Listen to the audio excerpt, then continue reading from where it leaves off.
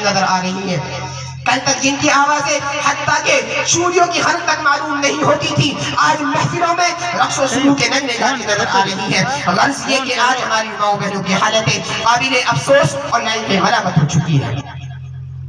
میری ماں اور بہنوں، جب تک تم دین پر رہو گی، جب تک تم پردہ میں رہو گی، جب تک تم پاک دامن رہو گی، اور جب تک تم توحید پر قائم رہو گی، تو صرف تمہارے ہی مقدر کا ستارہ افق نہیں چمکے گا، بلکہ تمہاری گود سے ایسے ایسے لال پیدا ہوں گے کہ زمین تو زمین، آسمان کو بھی فخر حاصل ہوگا.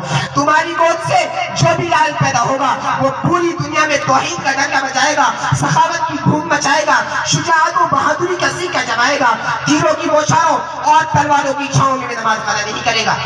یہی نہیں بلکہ تمہاری گود سے عالم، مولوی، حافظ، قاری، مفتی، محدث اور امام پیدا ہوں گے. اے بنت اسلام، تو اپنے مقام و مرتبہ کو دیکھ. تو حسن کا پیکر ہے، تو تہذیب و تمدن میں انقلاب برپا کر سکتی ہے، تو رحمت ہے، تو اپنے وجود و ہستی کو مٹا سکتی ہے، تو گھر کی زینت ہے، تیرے لیے بازار میں گھومنے سے نہیں دیتا. تو تصویر ہے فاطمہ بنت زہرا کی، تیری سیرت مثل ام کلثوم ہونی چاہیے. یہی وجہ ہے کہ جب تم نے اسلامی تہذیب و تمدن کو اپنا لیا تھا، صوم و صلاۃ کی پابند ہو گئی تھی، تیرے اعمال و افعال اچھے تھے، تیرے اخلاق و کردار عمدہ تھے، اور جب تم ابن خدیجہ کبریٰ ماں بن گئی تھی تو تیری گود سے محدثین پیدا ہوئے، مفکرین ملت پیدا ہوئے، شہداء پیدا ہوئے، صالحین پیدا ہوئے، ائمہ مجتہدین پیدا ہوئے.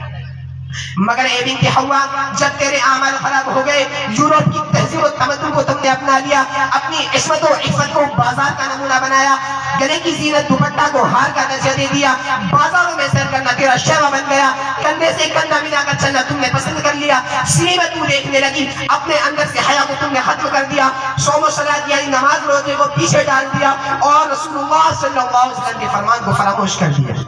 تو تیری گود سے فرعون و حامان صف کے لوگ پیدا ہوئے، دین کے دشمن پیدا ہوئے، باطل کی حمایت کرنے والے پیدا ہوئے، چور و ڈکیت پیدا ہوئے، قبروں کے پجاری پیدا ہوئے. اے بنت حوا، ذرا سوچ تو صحیح، اگر تم نے اپنے اعمال کو ٹھیک نہ کیا تو کل قیامت کے دن رب کو کیا منہ دکھاؤ گی؟ اے بنت اسلام، اگر تو بیٹی ہے تو تیرے سر پر عصمت کی چادر ہونی چاہیے، اگر تو ماں ہے کسی کی تو تیرے قدم تیرے جنت ہونی چاہیے، اگر تو بہن ہے کسی کی تو تیرے ہاتھ میں عصمت و عفت کا کنگن ہونا چاہیے.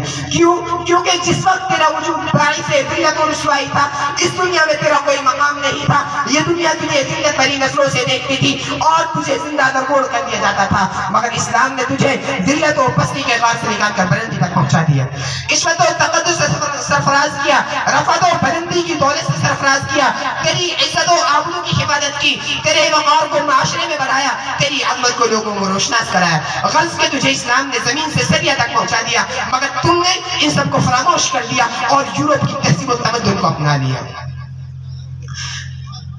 اے مسلم خواتین، آج ضرورت ہے معاشرے کی اصلاح کی، آج ضرورت ہے سلطان صلاح الدین ایوبی کی. اے مسلم خواتین، افسوس افسوس، تم نے یہ کیسے سوچ لیا؟ اے مسلم خواتین، تم صوم و صلاۃ کو کیسے چھوڑ دیا؟ یورپ کی تہذیب و تمدن کو کیسے اپنا لیا؟ اپنی عصمت و عفت و بازار کا نمونہ کیسے بنایا؟ اپنے اندر سے حیا کو کیسے ختم کر دیا؟ صوم و صلاۃ کو کیسے پشت ڈال دیا؟ افسوس افسوس، ایک دور تھا کہ تیری گود سے اللہ اکبر کے نعرے بلند ہوتے تھے، تیری زبان حمد و ثنا میں مشغول رہتی تھی، مگر آج تیری زبان پر بے حیائی اور بے شرمی کی باتیں ہیں.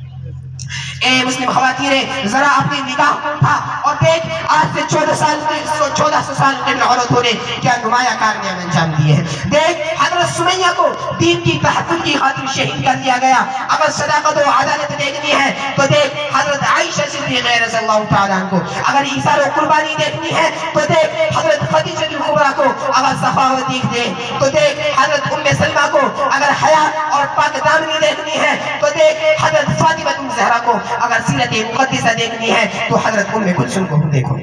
اے مسلم خواتین، تم کو غور کرنا چاہیے، حضرت سمیہ کی شجاعت، حضرت عائشہ صدیقہ رضی اللہ تعالیٰ کی صداقت و عدالت پر، حضرت خدیجہ کبریٰ کی ایثار و قربانی پر، حضرت ام سلمہ کی سخاوت کی، حضرت فاطمہ زہرا کی حیا کی، اور حضرت ام کلثوم کی سیرت مقدسہ پر. مگر افسوس کہ تم نے اس سب کو فراموش کر دیا اور ان لوگوں کی تہذیب و تمدن کو اپنا لیا.